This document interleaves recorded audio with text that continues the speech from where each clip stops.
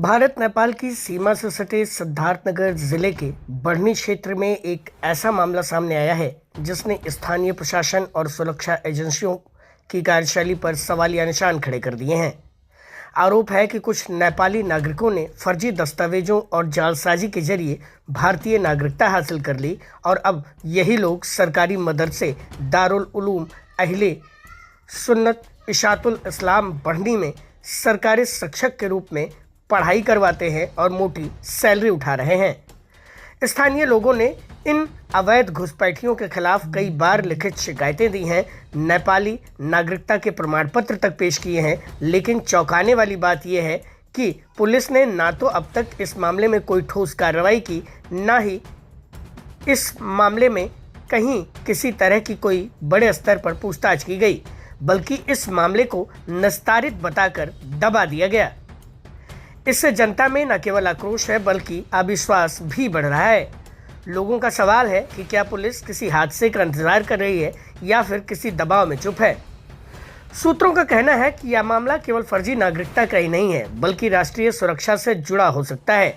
नेपाल सीमा से बिना सख्त निगरानी के आवागमन पहले भी कई बार घुसपैठियों और जालसाजों के लिए आसान रास्ता साबित हुआ है। लोगों को डर है कि यदि समय रहते इस मामले में कार्रवाई नहीं की गई और इन नेपाली नागरिकों के विषय में जांच पड़ताल नहीं की गई तो कहीं न कहीं इनका बड़ा नेटवर्क भी हो सकता है, जिससे भविष्य में देश की सुरक्षा को गंभीर खतरा हो सकता है। स्थानीय सूत्रों का दावा है कि यह नेटवर्क अब इतना मजबूत हो चुका है कि स्थानीय प्रशासन भी इस पर खामोश है। खैर, आप इन स्थानीय नागरिकों का पहले बयान सुनिए कि ये बढ़नी स्थित इस मदरसे से जुड़े मामले में क्या क्या बतलाते हैं। जी, आपका प्रकरण क्या है? सर, मेरा मामला ये है कि मैं पहले तो मेरा नाम जान लीजिए। मेरा नाम गुलाम मोइनुद्दीन, ग्राम धनौरा मुस्ताक, शौरतगढ़, सिद्धार्थनगर। सर, एक दोहरी नागरिकता का मामला है और जिसका सबूत मैंने जिला महोदय और जिला एसपी अधिकारी के माध्यम से मैंने दिया और मैंने साक्ष्य पेश कर दिया। इंडिया का भी साक्ष्य पेश कर दिया और विदेशी नागरिकता होने का भी साक्ष्य मैंने पेश कर दिया, जो नेपाल के नागरिक हैं। इस प्रक्रिया में एसपी द्वारा जांच होने के बाद उन्होंने अपना इस मामले को गोलमाल करके कि ये मेरा काम नहीं है, ये अल्पसंख्यक का काम है। सर, जब मैंने साक्ष्य पेश कर दिया, आधार पेश कर दिया, नमाज पेश कर दिया, नेपाल का नागरिकता पेश कर दिया, वोटर लिस्ट पेश कर दिया उनके माता पिता का, तो जब ये बात साबित हो गई कि ये दोहरी नागरिकता हैं, दो देशों से इनका नागरिक बना हुआ है, तो इस पर इन्हें कार्रवाई करनी चाहिए। लेकिन ये लोग ये सब ले दे करके गोलमाल करके अल्पसंख्यक विभाग पर डिपेंड कर दिया। तो ये मूल निवासी कहाँ के, नेपाल के रहने वासी ही हैं या इंडिया के? सर, ये असल में नेपाल के निवासी हैं। यहाँ पर जो इन्होंने निवास किया, एक तो अपने ससुराल के जरिए से, एक ननिहाल के जरिए से, वो भी सगी माता उनकी वो नहीं है। मैं यहाँ तक पेश कर रहा हूँ, उनकी सगी माता नेपाल की हैं। उनकी माँ का जब एक्सपायर हो गया तो दूसरी शादी उनके वालिद ने किया, जिसके आधार पर इन्होंने अपना निवास और आधार बनाया है। और मुझे अब ये लगता है, जितना मैंने लिखा पढ़ी किया, डाटा देने के बावजूद तकरीबन 2 से ढाई साल हो रहे हैं, इस पर कोई कार्रवाई नहीं हुई। गोलमाल करके इन लोगों ने दबा दिया।